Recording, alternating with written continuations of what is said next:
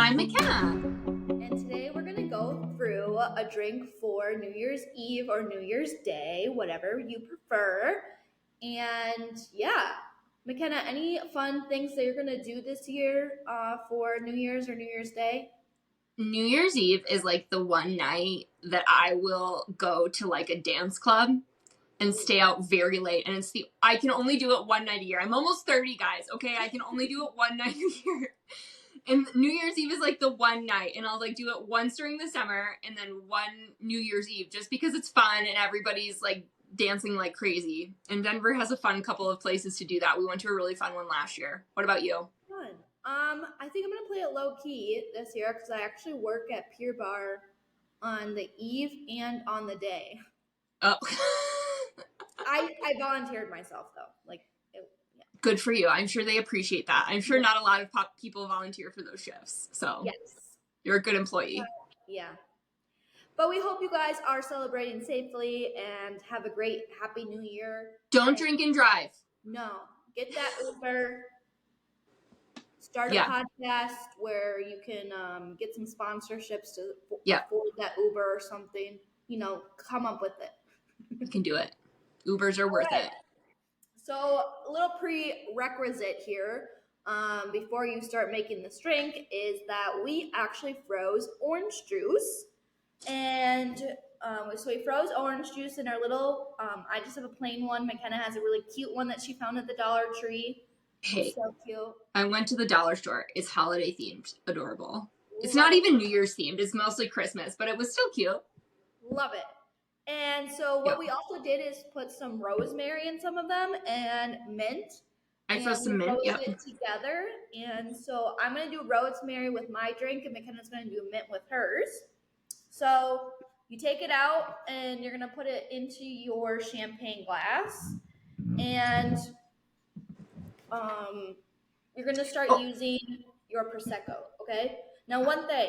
Now you're thinking, well, can we use champagne? No, you're not going to use champagne because if you're actually buying champagne, it's a lot of money, and it's a very special type of, not wine, but champagne, and it only comes from Champagne, France, and you need to enjoy it separately. You should not be making mimosas. You should not be mixing champagne. Drink it separate and enjoy that really expensive champagne that you bought. Yes. So, you should be buying. We have bought Prosecco, not champagne, just to be clear. Or there are, it's called sparkling wine too. That's what they kind of call it if they make champagne type of wine. They'll call it sparkling wine because they can't call it champagne because it didn't come from Champagne, France. So you can also buy that. Buy something cheap. You don't have to buy something very expensive for this. If you're gonna pop bubbles at midnight or something like that, don't do this with it. Enjoy your bubbles. Do that separately. Maybe do this in the morning or like pre-game or something. Yeah. So get a cheap either Prosecco or sparkling wine to mix this with. That's what we recommend. And all you do. Oh, and also one little thing, little tip. If you do have one with a cork, to keep the bubbles in, so when you are gonna pop it, hold the cork down so you're not, don't go like this where most people do because then the bubbles will expand. Keep it close and then just hold it, and then once it is done, then you can release it. That way, I usually twist it out. Like you're taking a twist off. You just keep your hand on top and you twist it out, and it won't do like a big explosion. You're not flicking it off, And we don't want a big explosion because then all the bubbles are coming out, and the bubbles are actually what makes this drink. You're losing precious alcohol, you guys. Okay, be responsible. Okay, so you're gonna put in your cup and then just top it off. Ooh, yummy. Which usually should tilt it a little bit. Yeah, I didn't do that. Mine got very bubbly. That was smart, Megan. I've gone fully stemless with this glass, and I had bought 2 of these at the same time and broke one. I want to say 2 days after I bought these glasses, which was a little bit of a bummer. But so mine, I think this is a cool idea because it also just keeps the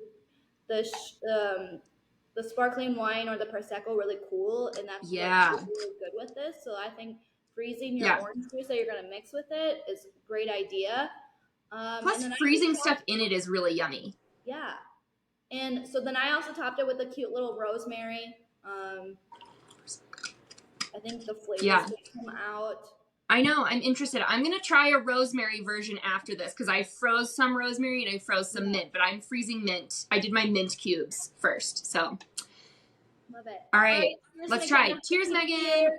Happy New Year's.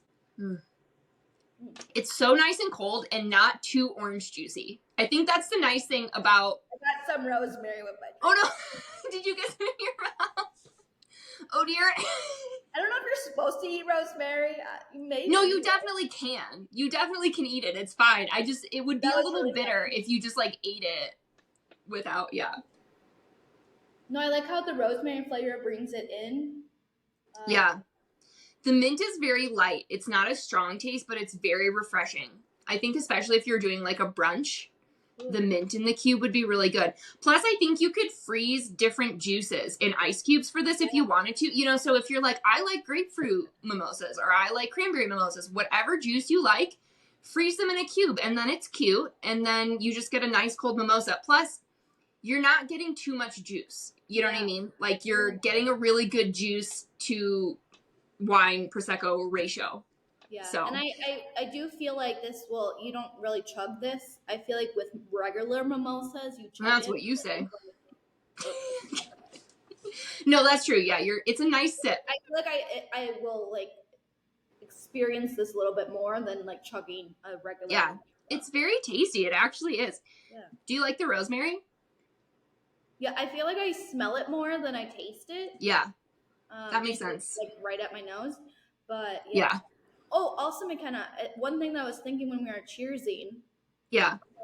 And I learned this from you and your family. Is cheers, what do? You tap the table every time you cheers. And this is specifically from my Aunt Cindy Emerine who taught me this. And you tap the table. So you cheers, tap, and then sip. And it's for all the people who cannot be with you, living or dead, which is a very nice cheers at the holidays. It's just a quick cheers, tap. And I didn't tap, and I'm like, oh my gosh, I forgot to tap. I know, and that's the thing is it's such a habit for me to tap now. But people usually only tap when they do shots. I always tap when I do a cheers. Same. Because it's like a toast to the people that can't be with you, and it's very lovely. So, yeah. Yep, Cindy taught me that one. I always tap for you because you're never with me. I know. We're very far away. Most of my taps are for you. Yeah. Anyways, we hope you have a great New Year's and more content's going to come. Make sure you guys subscribe, like, share your kind of favorite memories that you have learned through us throughout this year, even though we've just started. But what have you learned from us? Let us know. We are part-time content creators, okay? We can't do that much. So more content coming in the new year. We're looking forward to it, and maybe in the horizon we'll get some sponsorships. So if you know, definitely always looking for sponsorships. I mean, come on, I do buy La Marca Prosecco quite a bit, so they could sponsor me. But yeah, we'll see you guys in the new year. Please comment or let us know what you guys like to do on New Year's. What are your plans? As always, again, please get that Uber. No driving on New Year's, you guys. Cheers.